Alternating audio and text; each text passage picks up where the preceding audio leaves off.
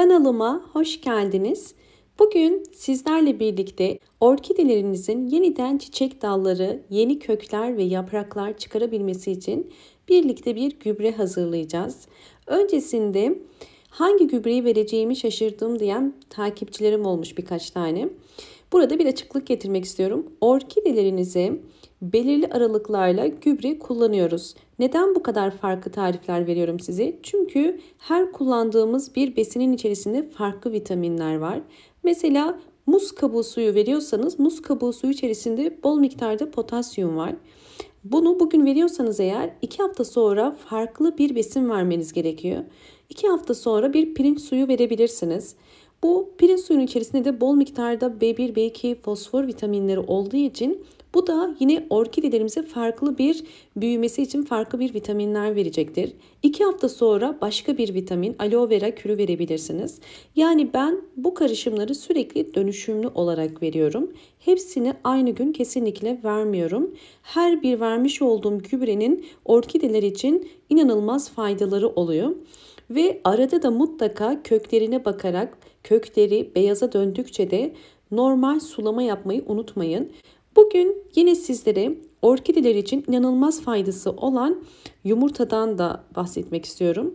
Yumurta kabuğu orkideler için inanılmaz faydalı. Yumurta kabuklarını ben iyice yıkıyorum ve yıkadıktan sonra bakın içerisindeki o jelli kısım gidiyor. Daha sonra bunları bir peçete üzerinde kurutuyorum ve bu şekilde şişelere koyup saklıyorum.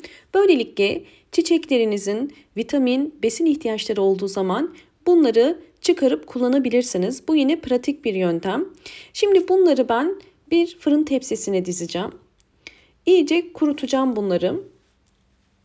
Yumurta kabuklarında bol miktarda kalsiyum, fosfor, yine B vitaminleri var ve bunlar da orkidelerin kök gelişimini, özellikle yeni çiçek dalı çıkarmasına ve yeni yaprak çıkarmasına yardımcı oluyor. Yumurta kabuklarını önceden ısıtmış olduğum 200 derece fırında sadece 10 dakika kurumaya bırakacağım. Kesinlikle kabukları fazla yakmıyoruz. Şu anda kış ayında olduğumuz için bu işlemi uyguluyorum. Eğer sıcak olan bir ülkede yaşıyorsanız direkt güneşe koyarak yumurta kabuklarını kurutmanız sizin için daha da kolay olabilir. Evet, bakın yeterince kurudu ve fırından çıkardım. Hemen size göstermek istiyorum. Bakın elinizle ufaladığınız zaman rahatlıkla ufalanıyor. Bu bizim için yeterli. Şimdi yumurta kabuklarını bir robotun içerisine koyacağım. Bütün yumurta kabuklarını robotun içerisine koyup burada toz haline gelinceye kadar çekeceğim.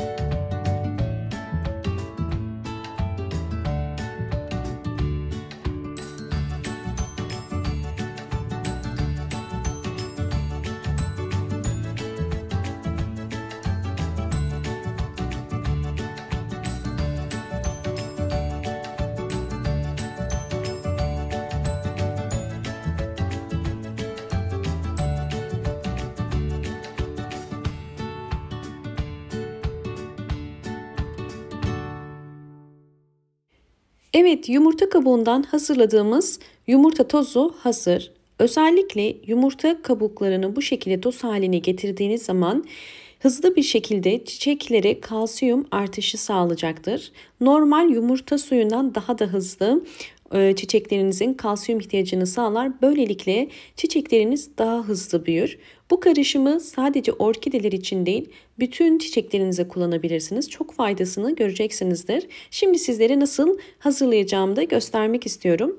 Öncesinde eğer videomu buraya kadar izlediyseniz ve videomu beğendiyseniz hemen beğen tuşuna basıp kanalıma abone değilseniz bana destek olmak için abone olursanız mutlu olurum. Yumurta kabuklarını bu şekilde toz haline getirdikten sonra bir şişenin içerisine koyup aylarca bunu saklayabilirsiniz ve ihtiyaç oldukça da çiçekleriniz için pratik bir şekilde kullanabilirsiniz. Evet, bir tatlı kaşığı kadar yumurta kabuğu tozunu su bardağının içerisine koyun ve üzerine 200 milim su koyacağım. Bardak biraz büyük. Ben sadece 200 milimlik kadar su koyuyorum bakın.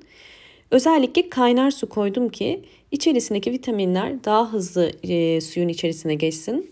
Ve bu suyun soğumasını bekleyeceğiz. Soğuduktan sonra çiçeklerimiz için kullanabiliriz. Evet, suyumuz soğudu bakın. Şimdi 200 milimlik suyu bakın çiçeklerime veriyorum. Her bir çiçek için 5 yemek kaşığı kadar idealdir. Daha fazlasını vermenize gerek yok. Bakın görüyorsunuz altında suyu birikiyor ve bu suyu ile akşama kadar bekletebilirsiniz. 5 yemek kaşığı kadar suyu zaten orkideler çekecektir. Özellikle bu karışımı kullanırken kullanım aralığı da önemli. 15 günde bir bu karışımı kullanabilirsiniz. Bakın 15 günde bir bu karışımı kullandığınız zaman şu anda görüyorsunuz yeni bir sürü kökler çıkardı orkidem. Orkidenin kök gelişimini hızlandırarak hızlı bir şekilde yaprak çıkarmasına ve çiçek dalı da çıkarmasına yardımcı oluyor bu karışım. Hemen size bakın çıkardı, çiçek dalını da gösteriyorum. Ve bu orkidenin 3 ay sonraki halini de özellikle sizlerle paylaşmak istedim. Düzenli olarak orkideleriniz için gübre kullandığınız zaman gördüğünüz üzere bol bol yeni kökler çıkarıyor. Evet, daha önceki halini göstermiştim. Bakın görüyorsunuz küçük olan kökler büyüdüler ve aynı zamanda yeni kökler çıkarmaya devam ediyor. Ve özellikle hava kökleri de bakın gördüğünüz üzere uçları yeşil, gelişimin gayet iyi olduğunu gösteriyor. Bu süreçte bakın 3 ay sonra yeni bir çiçek dalı çıkardım. Evet, yapraklar arasındaki farkı da görüyorsunuz. Eski yapraklar büyüdü ve gayet canlılar. Aynı zamanda yeni bir yaprak daha da çıkardım. Bir ana çiçek dalı çıkarmıştım ve çiçek dallarından da bakın bu boğum yerinden yine yeni bir çiçek dalı daha çıkardım. Bu yeni çıkan bir çiçek dalı yine. Ve bakın hemen şu eski çiçek dalını hatırlarsanız küçüktü ve şu anda yine kocaman bütün tomurcukları çiçeğe döndü ve uçtan da halen tomurcuk vermeye devam ediyor.